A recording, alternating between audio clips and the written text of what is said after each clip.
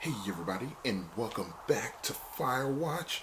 Alright, so now, I love the sound of the wind rustling through the trees. Like, they really did a good job making sure that the ambience of this gaming experience was absolutely awesome and perfect. Is that a face? That's an old man facing the rocks. Like, I like that. Very cool. Very cool, game developers. Like, just based off my experience that I've had thus far, gotta adjust my headset. I want to see more from this, wow, from this gaming company. Wow, I'm on top of a natural bridge out here. Really? Is it a complete arch? No, I guess the bridge is out here. Still, I think I could jump this gap to get across the canyon. Wow, you're a regular Evil Knievel. Oh yeah, you should see the jumpsuit I'm wearing. Wow. Like, they have so much quick wit. They have so much quick wit. I like it. I like it a lot. Alright. It's amazing that I guess this is naturally in so much shade that the moss can grow here without drying out. Which is why moss grows there. I don't like moss. It's not one of my favorite things. But I can appreciate biology. God, I love biology. I love biology. I love the sciences. Science is so cool. Science is so cool. Like, the ologies are interesting. And the unnies are interesting. Like, botany. Why? Why is it? And I was wrong about his wife's age. I thought that she was in her 50s, but they're in their early 40s. That's a shame. Oh, that's such a shame. Why did the music start? Okay, whatever. You know. This game would be amazing with the VR headset. You know. And you know, you being able to control, excuse me. Oh, okay. Am I gonna report this long drop even though I really, that's not a long drop. It's not. You can literally jump and pull yourself up. Oh, this music is beautiful. Oh, another catch. Cool. Cool. Why did I need that green catch? Maybe I opened 306. Maybe I opened that green catch too soon.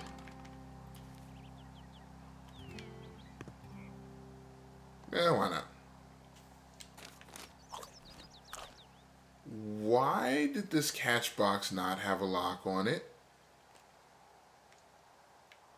Alright, whatever. Maybe I shouldn't be eating these bars. Maybe there's going to be a survival horror aspect to it where it's like, oh, but and then my radio just cuts off. And the guy who I saw before now starts chasing me. And it's like, I gotta sneak through the woods. And I'm still hungry. Am I still working my way to the lake? Or am I working my way back to my... I think I'm working my way back to... Oh, yeah, that's right.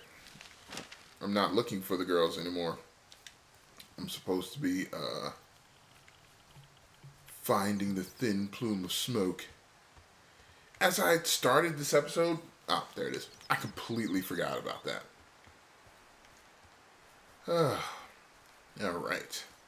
What was I talking? What are you gonna do when the fire season wraps up? Are you gonna go be with her? Just go back to Boulder? You should go be with her. That's my opinion. Yeah. Maybe I'll go visit. I don't know. Well, why not? She's with her family in Melbourne. They're not big fans of mine. Oh. Her sister, Susan, is great, but her parents, I think they always thought she could do better, and that I could have done a better job looking after her. Fuck that. I have no doubt you did your best. I don't know. If you want to go visit her, you should go. Don't let a couple of assholes keep you away from someone you love. I'll think about it. Cripple Gulch. I'm down by Cripple Gulch. You ready to give it another shot? Do I seriously have to? To get down to 5 Mile Creek? Yeah, afraid so. It's quite a ways downhill from here. Hey, we have better rope now. You said it yourself. They're in decent condition. Let's go. Time to rappel. Wow, I'm surprised this rope extends that far down. These ropes gotta be heavy. They can't be lightweight. They can't be lightweight ropes that hold your weight. You can carry a large number of them without being encumbered, and you can grip them with your bare hand and not have them cut into your flesh or pull at your flesh like rope hook. Oh, well, hey, I get reusable ropes everywhere. Freaking sweet. Didn't I fall twice? Did I not fall twice? I can't remember. I probably did. Where am I going? Oh, I gotta get down there. Oh ho. So I'm not going to the lake anymore. Okay. Let's keep it going. Rappel, baby.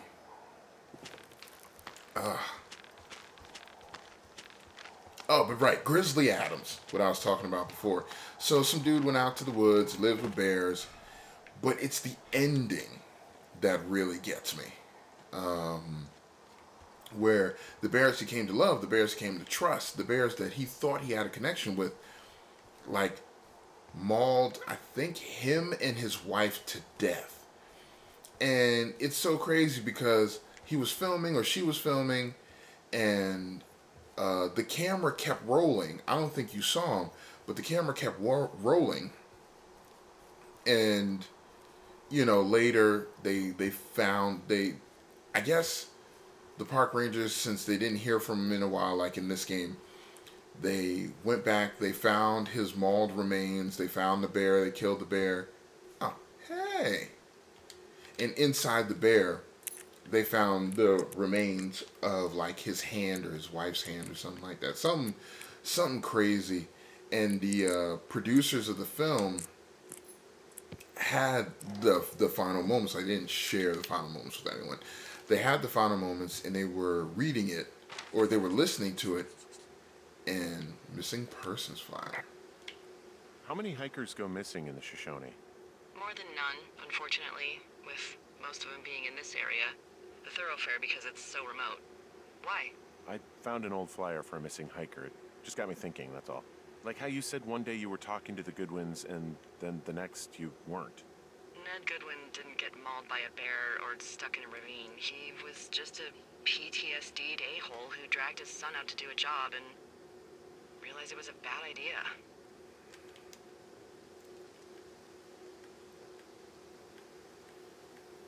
Huh. PTSD? That doesn't sound good. Yeah, I don't know. He was in the army. He was off. It's actually the saddest story. He was only discharged because his mother, Brian's grandmother, died. She'd been taking care of him, and Ned was the only next of kin. Damn. And you got to know Brian a little bit? Yeah, I talked to him way more than I talked to Ned, that's for sure. How was he at, spotting fires? Better than you. He actually liked to stay in the tower. I can't, Boy, for as dry as it is this summer, there's an area down here that's lush. Oh, you must be talking about the Aspen Grove down there. Yeah, I think that's where I am. Those trees are actually one root organism. Did you know that? I didn't. Yeah, they share their water as a colony that can live for hundreds of years, even through fire. Can you believe you're actually getting paid to learn all of these amazing things?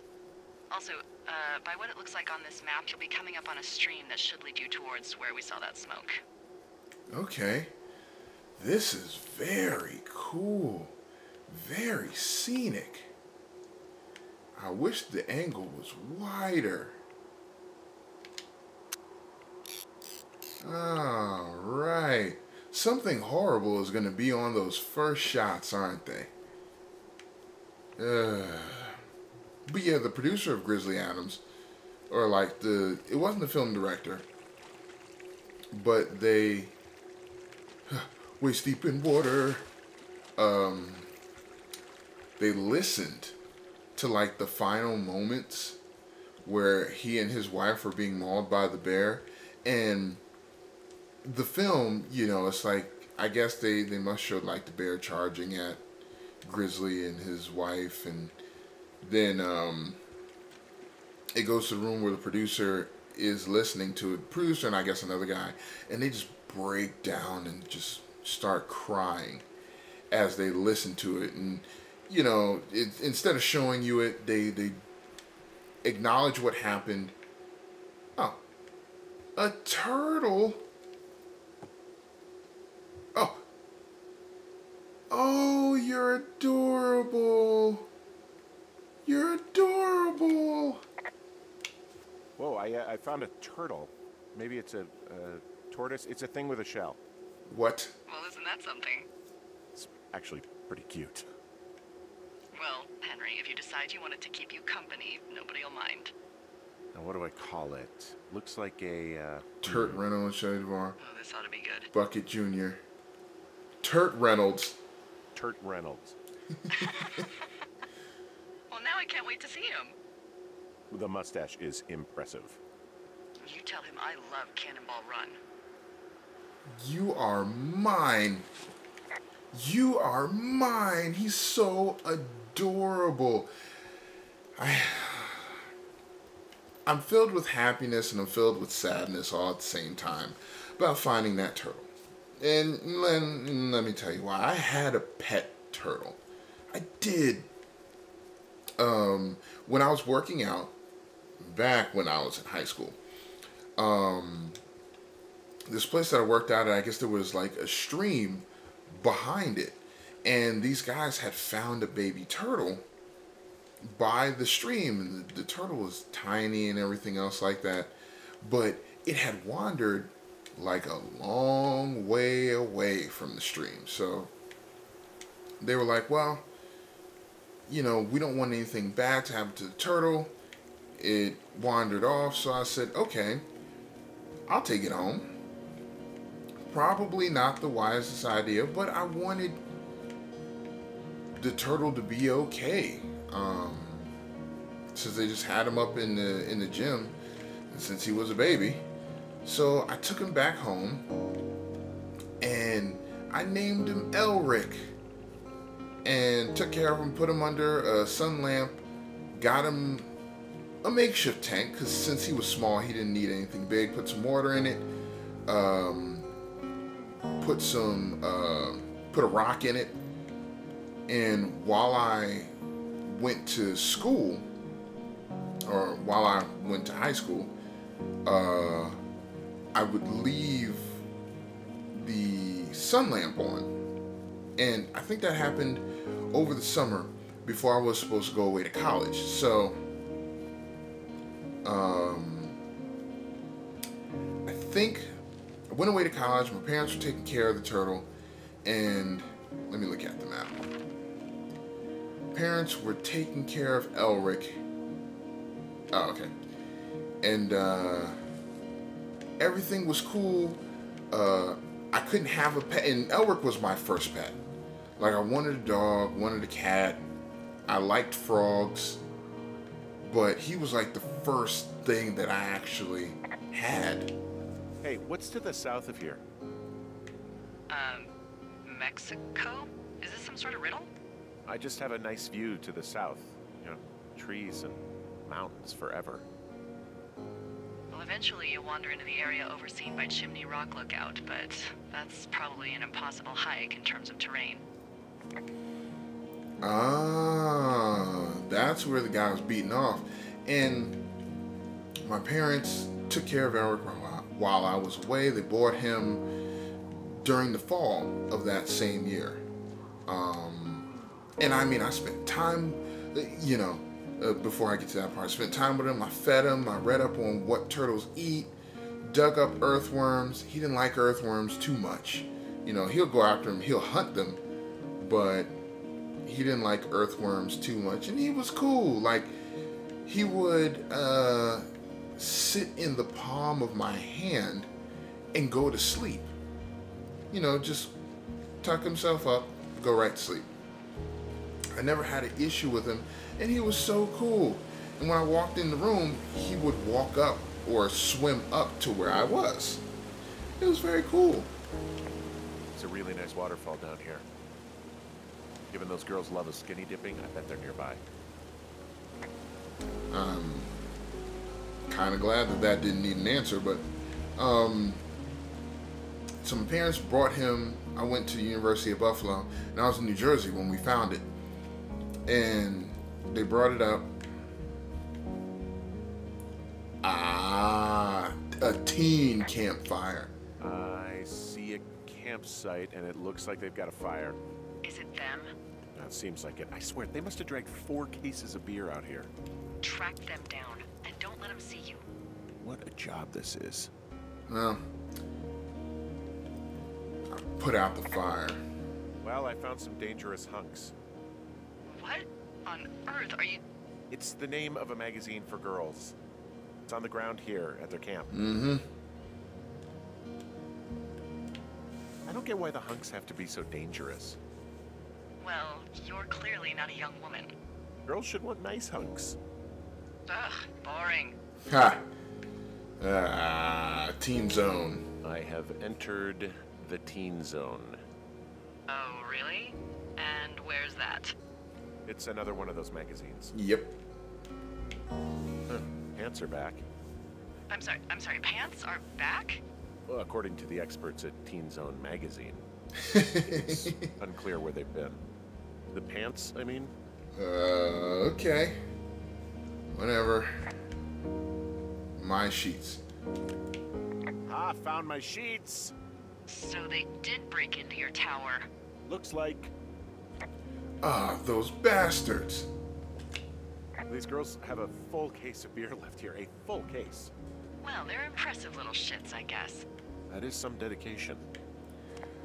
Like, so, without me destroying their radio, they broke into my tower, stole my sheets, and are getting shit-faced on the mountainside. What a bag of ass dicks. Hate you. Their tent looks like it's been through the shredder. What could have done that? Oh, wow. Like a bear or, I don't know, it sounds crazy, but even a bull elk if it's off its rocker. Whatever did it, did not hold back. You've got that camera, right? It might be a good idea to get a few snaps, just in case. Yeah, good thinking.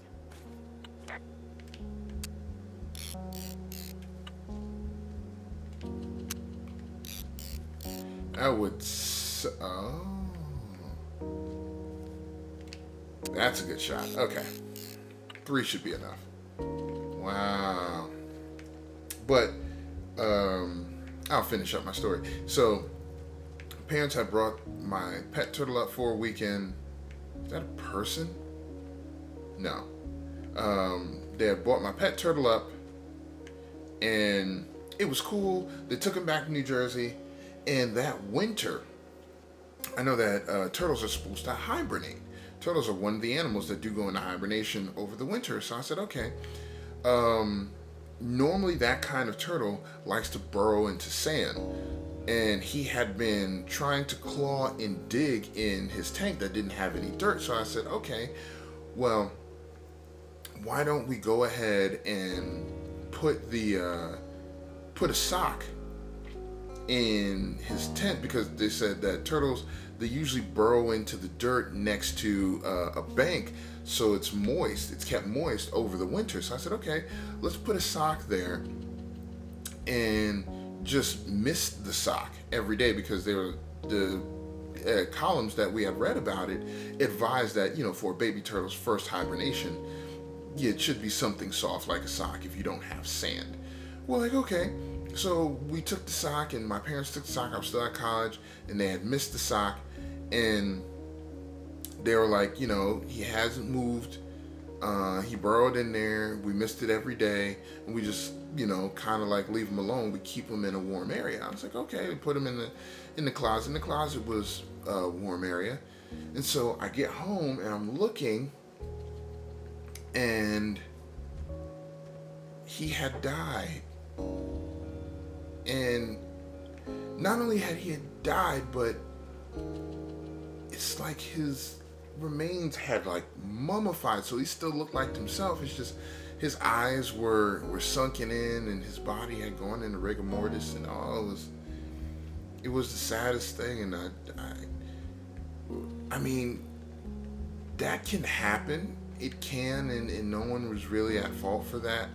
But I did blame myself for a little while, like, damn, if I had been there, if I had been home, if I had been taking care of him, I could have tried, you know, something. I could have tried something to keep him alive. But, you know, that's one of the things that comes with it, having a baby turtle. And we fed him, and he was eating good, and, you know, we got stuff from the pet shop and the bait shop to feed to a baby turtle, and we made sure it was okay.